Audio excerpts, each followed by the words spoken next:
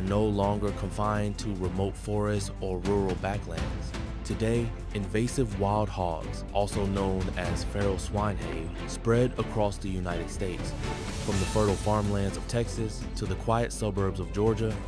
With explosive reproduction rates, unmatched adaptability, and a natural instinct for destruction, they've become one of the greatest ecological threats modern American agriculture has ever faced. Now numbering over 6 million and rampaging across more than 40 states, these animals don't just tear up crops, uproot soil, and devastate native ecosystems. They boldly push into cities, rummaging through garbage, threatening pets, and even causing serious traffic accidents.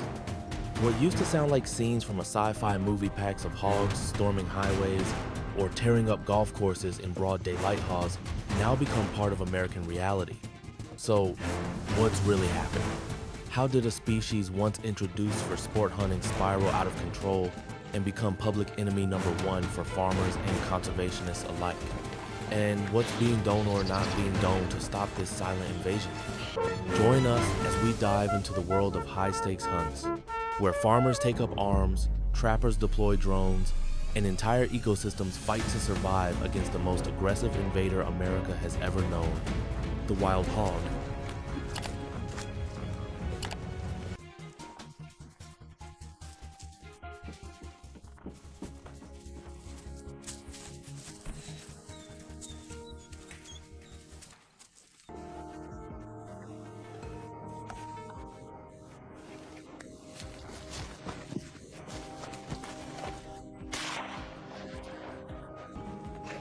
As the first rays of dawn pierce through the morning fog, we edge closer to the Fielder, once thriving patch of farmland, now on the brink of devastation. From a distance, the ground seems to ripple, but it's not the wind, it's them. A massive sounder of wild hog Caesarese numbering in the hundreds moves like a wave of destruction, rooting, digging, trampling everything in sight. Corn stalks lie shredded. Irrigation lines are torn to pieces. Fresh seedlings, carefully planted just weeks ago, are gone without a trace. This isn't just crop loss, it's livelihood turned to chaos. Every minute we hesitate, the damage multiplies. There's no time for fences or warnings. These hogs aren't afraid of humans anymore. They've adapted, they've learned, and they've grown bold. If we don't act now, the entire field will be unsalvageable by the end of the day. Armed with rifles, thermal scopes, and the hard-earned lessons of previous encounters, we press forward with grim determination.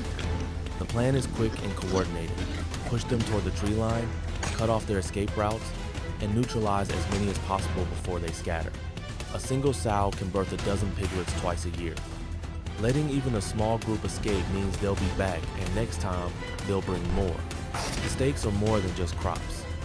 These feral swine threaten the delicate balance of entire ecosystems, driving out native species, contaminating water sources, and spreading disease to both livestock and wildlife. But for the farmer standing beside me, rifle in hand and jaw clenched tight, it's personal. This is his land, his fight, and today, we take it back one hog at a time.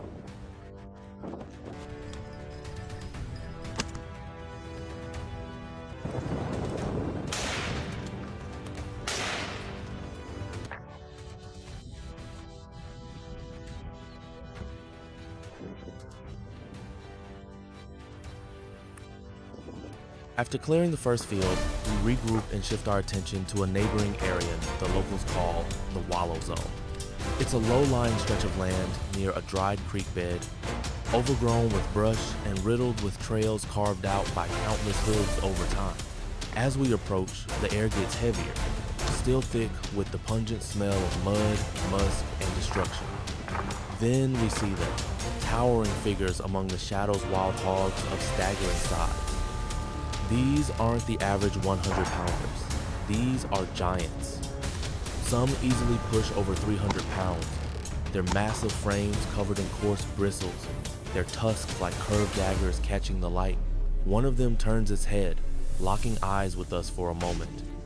No fear, no hesitation, just raw, wild defiance. These are the elder Borsta smart ones, the survivors leaders of their packs, and the hardest to bring down.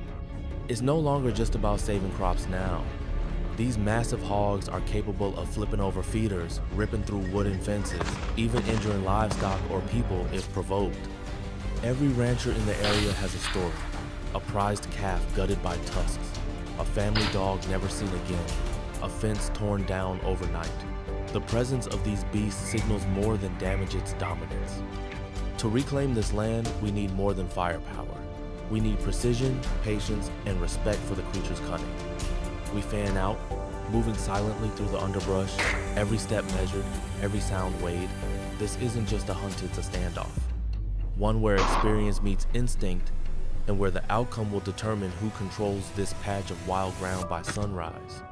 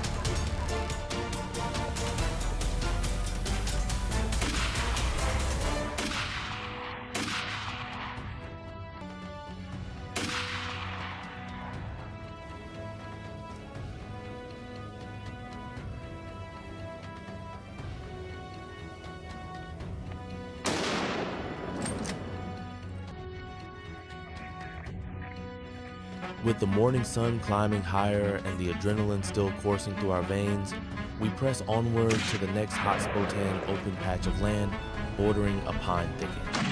This area had been hit hard just days ago, its soil still scarred from the hooves and snouts of a rampaging sounder, but something's changed. The usual chaos is quieter now. Tracks are fewer, the ground less torn. It doesn't take long to realize the truth. The aggressive herd that once dominated this zone has been weakened significantly. Days of coordinated pressure, trapping, and relentless pursuit have taken their toll. The numbers have dropped. The larger boars are gone or in hiding. What remains is a scattered cluster of smaller, wearier, pig-cautious, jumpy, less willing to engage. Even the undergrowth shows signs of abandonment. Mud holes have dried. Game trails once wide and trampled now look barely used. Still, we don't let our guard down. A wounded animal can be more dangerous than a strong one, and a fragmented sounder, though smaller, is still capable of wrecking a field in hours. We scan the perimeter using thermal scopes, marking heat signatures in the brush. Sure enough, a few silhouettes flicker into view thin, fast-moving, nervous. These hogs are on the run, disoriented, unsure where safety lies. That hesitation is our window. We tighten the perimeter, moving with purpose but without haste. This isn't about brute force anymore. It's about control. Every successful push here means fewer hogs regrouping elsewhere. Every trap sprung is a step closer to restoration not just of crops, but of balance. And as silence slowly returns to the edge of the woods, we know this leg of the fight is nearly won. But the war, it's far from over.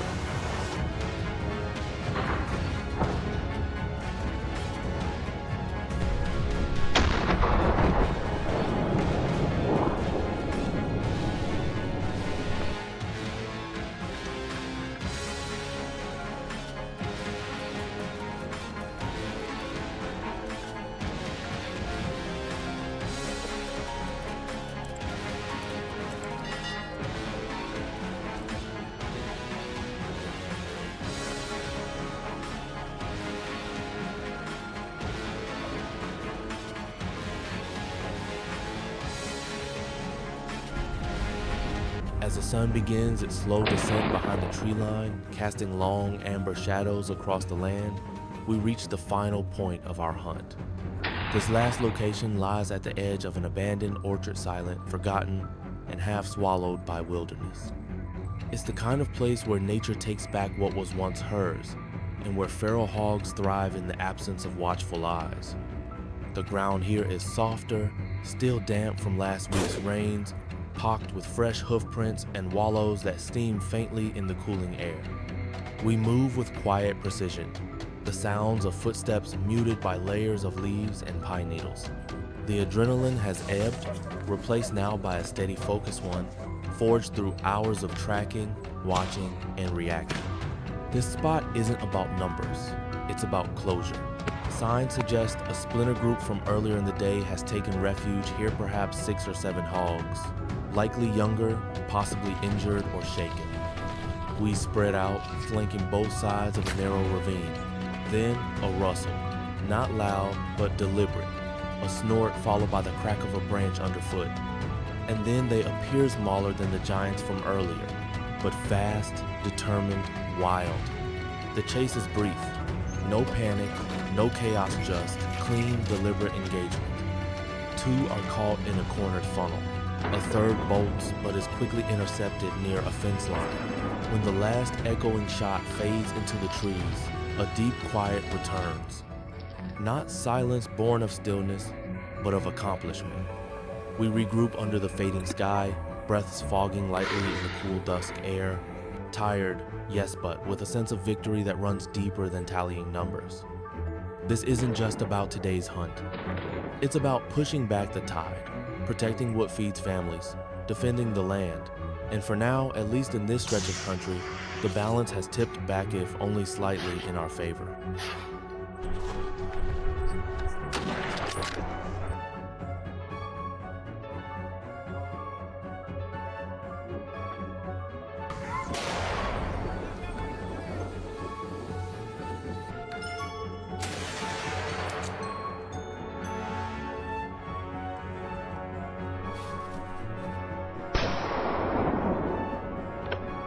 Just when it felt like the hunt had ended, when the dust had settled and the land began to breathe again, we realized our job was far from over. The truth was hard to ignore.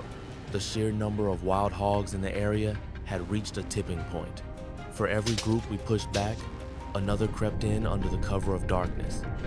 The farmers, exhausted and anxious, looked to us not with relief, but with pleading eyes. They knew, just as we did, that the real threat comes at night. That's when the hogs are boldest. That's when they surge into fields like shadows with teeth, tearing through crops and toppling fences, emboldened by the cloak of the dark. And so, we stayed. We swapped out gear, reloaded, and prepped for the night hunt. Thermal optics replaced scopes, flashlights were strapped to barrels, radios checked. The air cooled quickly as dusk turned to full night and the landscape transformed into a battlefield of silence and anticipation. Then the chaos returned. From the woods came a chorus of low grunts and heavy footfalls. Dozens of hogs fast, aggressive, fearless poured out into open fields, sensing no human presence. But we were there, waiting. What followed was hours of calculated pursuit, silent signals, quick movements, pulses pounding with each burst of action. One by one, the hogs felt no panic, no waste, just precision. By the time the moon hit its highest point in the sky, the fields were still again. The last sounder had been routed. The threat, for now, neutralized. When dawn broke, it wasn't just the landscape that felt changed, it was the people. The farmers stood at their porches, some with coffee in hand, others just staring quietly across the land that was theirs once more. For the first time in weeks, they would sleep soundly without waking to the sound of snorting beasts or crunching hooves. The night had been long, but the message was clear. This land would not be surrendered, not while we still stood guard.